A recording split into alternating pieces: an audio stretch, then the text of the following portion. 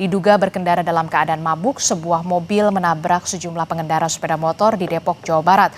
Warga yang geram pun mengamuk.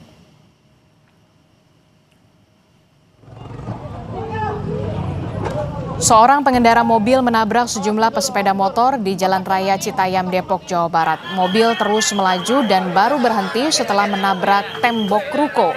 Pelaku dan mobil tak luput jadi sasaran kemarahan warga.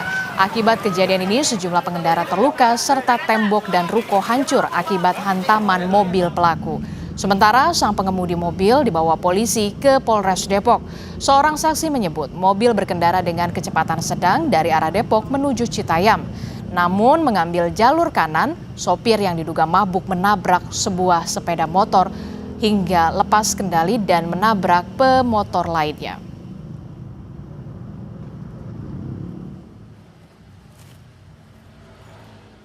Nah, mobil itu kebetulan memang dari arah Depok mau ke arah Bogor, arah Citayam. Cuman dari sana itu memang dia udah ada di jalur kanan, ngambil jalur seperti orang mau nyebrang. Cuman dari Citayam arah ke Depok ada motor.